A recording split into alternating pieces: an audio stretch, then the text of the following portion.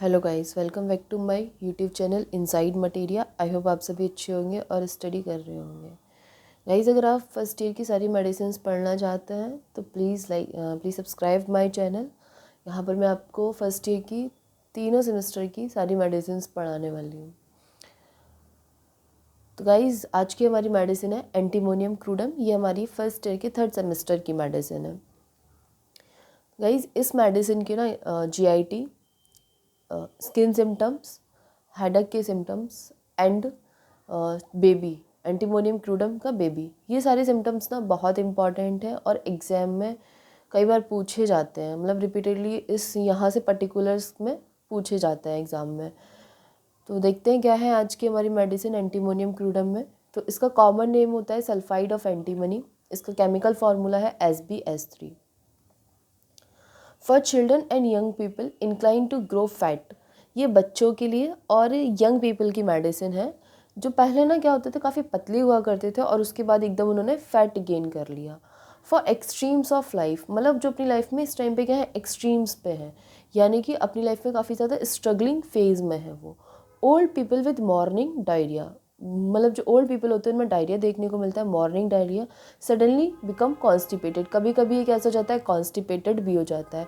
और alternate diarrhoea and constipation, और कभी कभी अल्टरनेट डायरिया और कॉन्स्टिपेशन भी देखने को मिलता है। Old people pulse hard and rapid, old people में जो होती है वो पल्स कभी कभी हार्ड और रैपिड भी देखने को मिलती है। सेंसिटिव टू द कोल्ड, ये जो पेशेंट होते हैं एंटीमोनियम क्रूडम के, वो सेंसिटिव होते हैं कोल्ड को लेके। एग्रावेशन आफ्टर टेकिंग कोल्ड, और उनको मतलब टेकिंग कोल्ड में जाने से उनको क्या होती है, उनकी दिक्कतें बढ़ जाती हैं। चाइल्ड इज़ फ्रिटफुल पिविश, फ्रिटफुल का मतलब होता है कि अपनी चीज़ों को लेके काफ़ी, मतलब ऐसे शो करना कि वो कितना परेशान है, कितना नाखुश है और कितना अनकंफर्टेबल है।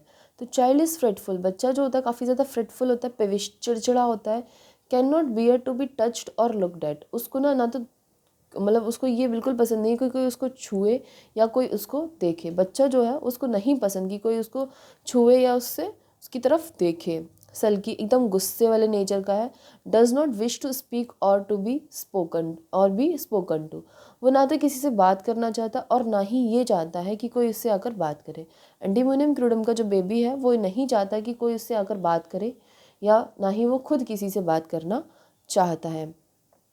Angry at every little attention, छोटी छोटी बातों पर पेशेंट कैसा, बच्चा जो होता है वो कैसे हो जाता है, गुस्सा हो जाता है। थोड़ा सा भी अगर आप उसको टेंशन देंगे, थोड़े से टेंशन में क्या आ जाएगा, उसको गुस्सा आ जाएगा। ग्रेट सैडनेस विद वीपिंग, उसमें ना बहुत ज़्यादा दुख रहता है, विद वीपिंग टेंडेंसी, मतलब छोटी छोटी बातों पे दुखी हो जाएगा, रोने लगेगा। लूदिंग लाइफ, लूदिंग लाइफ का मतलब होता है कि मतलब उसको अपनी लाइफ ना काफ़ी ख़राब लगती है। पेशेंट जो होता है ना एंटीमोनियम क्रूडम का, उस पेशेंट को ना अपनी लाइफ काफ़ी ख़राब दिखती है, कितनी बेकार लाइफ है मेरी, इस तरीके। Anxious, lachrymose mood, the slightest thing affects her, डरा हुआ, लाइक एनेक्सियस मतलब डरा हुआ रहता है। लैक्राइमस मूड, हमेशा कभी भी मतलब छोटी सी छोटी बात पे भी क्या हो, पेशेंट रो दे। The slightest thing affects her, छोटी छोटी बातें उसको अफेक्ट करती, छोटी छोटी जो बातें होती हैं वो भी पेशेंट को क्या अफेक्ट करती हैं। एब्जेक्ट डिस्पेयर, एब्जेक्ट डिस्पेयर का मतलब होता है बहुत ज़्यादा दुख, बहुत ज़्यादा निराशा में, मतलब बहुत ज़्यादा पेशेंट क्या है, दुखी है, बहुत ज़्यादा निराश है। सुसाइड बाई ड्रॉनिंग, और उसी दुख की वजह से और उसी सुसाइड की वजह से उसको ऐसा फील आता है पेशेंट को कि मैं पानी में डूब के मर जाऊँ। वो अपनी लाइफ में, पेशेंट जो है एंटीमोनियम क्रूडम का, अपनी लाइफ में इतना ज़्यादा स्ट्रगल कर रहा होता है, इतना ज़्यादा दुखी होता है, उसको अपनी लाइफ इतनी ज़्यादा बेकार लगने लगती है कि उसको ऐसा फील आता है कि मैं कहीं पानी में डूब के मर जाऊँ।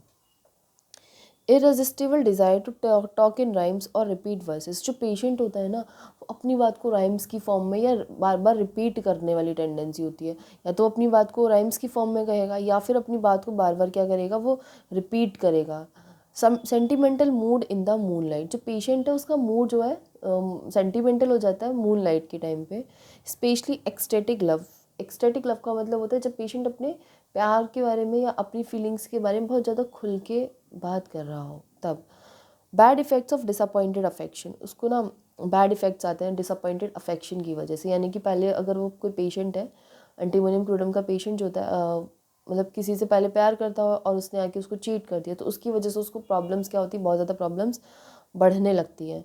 नॉस्ट्रल्स एंड लवाइल कमिश्योर सोर, जो हमारे नाक और अपर लिप के बीच की जो लाइन होती है नॉस्ट्रिल्स कमेशोर्स में, वो क्या होती है, शोर होती है, क्रैक्ड होती है और क्रस्टी देखने को मिलती है। कैसी? शोर, क्रैक्ड और क्रस्टी देखने को मिलती है। हेडेक आफ्टर रिवर बाथिंग, उसको सर दर्द होने लगता है रिवर बाथिंग के नदी के पानी में नहाने से, या फिर ठंडी चीज़ों की वजह से, मतलब ठंड में चला गया, ठंडी चीज़ें कुछ खा पी ली उसकी वजह से, अल्कोहलिक ड्रिंक्स लेने की वजह से उसको दिक्कत बढ़ जाती है, हेडेक होने लगता है। हेडेक डीरेंज्ड डाइजेशन, अगर उसका डाइजेशन ख़राब है, अगर उसका डाइजेशन गड़बड़ाया हुआ है, बिगड़ा हुआ है, तो उसकी वजह से भी उसको हेडेक होने लगेगा। एसिड खाने से, फैट की वजह से, फ्रूट की वजह से, या फिर सप्रेस्ड इरप्शन की वजह से भी पेशेंट को क्या होने लगता है, हेडेक होने लगता है। Gastric complaints from over eating, antimonium crudum का जो पेशेंट है उसको ओवर ईटिंग की वजह से गैस्ट्रिक कंप्लेंट्स आने लगती हैं। पेशेंट का जो स्टमक होता है वो काफ़ी वीक होता है, जिसकी वजह से ना वो मतलब उसका जो डाइजेशन है वो ईजिली डिस्टर्ब हो जाता है। तो थोड़ी सी भी अगर पेशेंट ओवर ईटिंग कर लेता है तो उसको वहाँ से क्या होने लगती है, प्रॉब्लम होने लगती है। यहाँ पे एंटीमोनियम क्रूडम की टंग बहुत इंपॉर्टेंट होती है, क्योंकि ये मेडिसिन सिलेक्शन में कभी कभी बहुत इंपॉर्टेंट रोल को प्ले करती है। इसकी टंग कैसी होती है एंटीमोनियम क्रूडम के पेशेंट की? वो होती है thick milky white coating on the tongue. एक थिक मोटी सी वाइट कोटिंग देखने को मिलती है एंटीमोनियम क्रूडम के पेशेंट की टंग पे, which is the red strand of the remedy. Very subject to canker sores in the mouth, जो मुंह के किनारे होते हैं वहाँ पर फंगल इन्फेक्शन होने के बहुत ज़्यादा चांसेस होते हैं एंटीमोनियम क्रूडम के पेशेंट पे। आपने देखा होगा इसके जो मुंह के किनारे होते हैं कमिश्योर्स होते हैं काफ़ी कटे कटे से रहते हैं, फटे फटे से। Logging for acids and pickles, patient को ना एसिड्स और पिकल्स खाने का मतलब बहुत मन करता है, लेकिन उसको ऐसे एसिड्स और पिकल्स खाने से दिक्कतें भी बहुत ज़्यादा होती है। मन तो करता है, पसंद तो है उसको एसिड्स और पिकल्स खाना, लेकिन एसिड और पिकल्स खाने से उसको बहुत ज़्यादा दिक्कतें भी होती हैं। Gastric and intestinal affection, patient में जो है गैस्ट्रिक और इंटेस्टाइनल अफेक्शन देखने को मिलता है फ्रॉम ब्रेड से। पेशेंट में जो है गैस्ट्रिक और इंटेस्टाइनल अफेक्शन देखने को मिलता है ब्रेड से और पेस्ट्री से, एसिड खाने से, स्पेशली विनेगर से, शोर एंड बैड वाइन पीने से, उसने खट्टी या ख़राब शराब पी ली, बैड वाइन पीने से, आफ्टर कोल्ड बाथिंग, ठंडे पानी से नहा लेने से, ओवर हीटिंग से, हॉट वेदर में, इन सबसे उसको दिक्कत होती है। पेशेंट ना एक्सट्रीम ऑफ कोल्ड और एक्सट्रीम ऑफ हीट दोनों के लिए सेंसिटिव है। एंटीमोनियम क्रूडम का जो पेशेंट होता है वो एक्सट्रीम ऑफ कोल्ड और एक्सट्रीम ऑफ हीट दोनों के लिए, ना तो वो बहुत ज़्यादा ठंड बर्दाश्त कर सकता है और ना बहुत ज़्यादा गर्मी बर्दाश्त कर सकता है। उसको दोनों ही मौसम में, जब दोनों ही मौसम पीक पे होंगे तो दोनों ही मौसम में उसको क्या होगी, दिक्कत होगी। बहुत ज़्यादा ठंड से भी उसको दिक्कत होगी और बहुत ज़्यादा गर्मी से भी पेशेंट को दिक्कत होगी। कांस्टेंट डिस्चार्ज ऑफ फ्लटर्स, मतलब कांस्टेंट डिस्चार्ज होता है फ्लटर्स का up and down for years, काफ़ी सालों से ऐसा हो रहा है उसको। बेल्चिंग टेस्टिंग ऑफ इंजेस्टर, जैसे ही उसने कोई खाना खाया या फिर कोई लिक्विड पिया तो उसको उसकी डकारें आने लगती हैं। Mucus in large quantity from posterior nares by hawking, mucus जो उसकी लार्ज क्वांटिटी पोस्टीरियर नरेज से उसकी लार्ज क्वांटिटी में क्या होता है, म्यूकस डिस्चार्ज होने लगता है हॉकिंग के थ्रू। म्यूकस फ्रॉम एनस, म्यूकस जो उसके एनस से भी डिस्चार्ज होता है। जो कैरेक्टर म्यूकस का एनस से डिस्चार्ज हो रहा है वो कैसा, इकोरस है। इकोरस मतलब वाटरी होगा या कभी कभी ब्लड देखने को मिलेगा उसमें, ऊजिंग स्लो स्लो आउट होगा, धीरे धीरे निकलेगा और येलो कलर की स्टेनिंग को छोड़ेगा। म्यूकस पाइल्स, पेशेंट में ना म्यूकस पाइल्स देखने को मिलता है। मतलब म्यूकस एनस से कैसा होगा, इकोरस होगा, ओजिंग होगा, स्टेनिंग येलो होगा, और पेशेंट को कैसे म्यूकस पाइल्स देखने को मिलेंगे, यानी कि पाइल्स के टाइम पे उसको जो है उसके एनस से म्यूकस का डिस्चार्ज होगा। Disposition to abnormal growth of the skin, antimonium crudum के पेशेंट में जो है एबनॉर्मल ग्रोथ देखने को मिलेगी स्किन की। Finger nails do not grow rapidly, जो फिंगर नेल्स हैं वो रैपिडली ग्रो नहीं करेंगे। Crust nails grow in split, जो उसके टूटे हुए नेल्स हैं ना, क्रस्ट नेल्स जो है वो स्प्लिट्स की फॉर्म में ग्रो करेंगे like warts with horny spots में।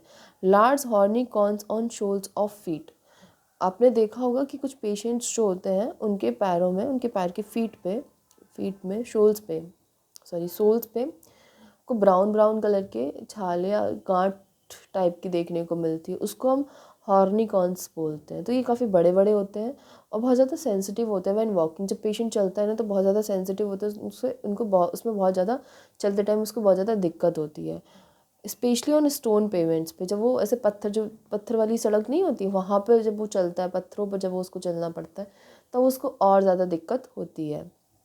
Loss of voice from becoming over heat की वजह से उसकी क्या होती है, पेशेंट की वॉइस चली जाती है। एंटीमोनियम क्रूडम जो होता है ओवर हीट की वजह से उसकी वॉइस चली जाती, can not bear the heat of sun, वो सन की हीट को वियर नहीं कर सकता। पेशेंट को ना ओवर हीटिंग से, चाहे वो सन की हीट हो या फायर की हीट हो, दोनों से दिक्कत है। सन हीट से उसको ज़्यादा दिक्कत होती है। Can not bear the heat of sun, worse from overexertion in the sun, patient जो है अगर उसने बहुत ज़्यादा काम कर लिया, ओवर एक्सर्शन कर लिया सन में, तो उसको दिक्कत बढ़ने लगेगी। Aggravation from over heating near the fire, fire के पास पेशेंट ने बहुत काम किया हो तो उसकी वजह से भी उसको क्या होने लगता है, दिक्कतें होने लगती हैं। Exhausted in warm weather, warm weather में पेशेंट क्या हो जाता है, एग्जॉस्ट हो जाता है। अलाइनमेंट्स फ्रॉम सन वन की वजह से उसको उसकी दिक्कतें क्या होती हैं, बढ़ जाती हैं।